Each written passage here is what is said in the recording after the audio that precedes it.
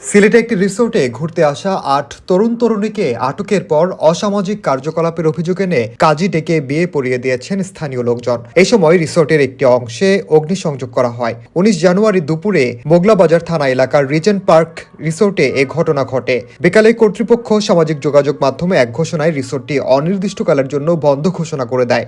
Police জানায়, দুপুরে স্থানীয় লোকজন অসামাজিক কার্যকলাপের অভিযোগে রিসোর্টের ভিতরে যান। এ সময় কে বা কারা সেখানে অগ্নিসংযোগ করে। পরে ফায়ার সার্ভিস ও সিভিল ডিফেন্সের কর্মীরা গিয়ে আগুন নিয়ন্ত্রণে আনে। ছেলে মেয়েদের বিয়ের বিষয়ে পুলিশ কিছু জানে না বলেও জানানো হয়। এলাকার জনগণ তাদের আটক করছে, তাদের কাছে দেয়নি। একই সময় রিসোর্টে থাকা আরো ৮ তরুণ তরুণীকে তাদের পরিবারের কাছে হস্তান্তর করা হয়। ৮ তরুণ তরুণীর বিয়ে পড়িয়েছেন কাজী আব্দুল আওয়াল। তিনি বলেন, এলাকাবাসী ছেলে মেয়েদের আটক করে, তারপর তাকে খবর দিয়ে নেওয়া হয়। এরপর এলাকাবাসীর উপস্থিতিতে ৪ ছেলে ও ৪ মেয়ের বিয়ে পড়ানো হয়।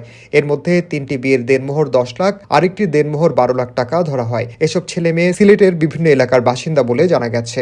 আর স্থানীয়দের অভিযোগ, রিসোর্টের কক্ষ ভাড়া নিয়ে নানা অসামাজিক কাজ হয়। এটা জানতে পেরে দুপুরে তারা সেখানে হানা দেয়। খবর পেয়ে সেখানে যায় থানা পুলিশ।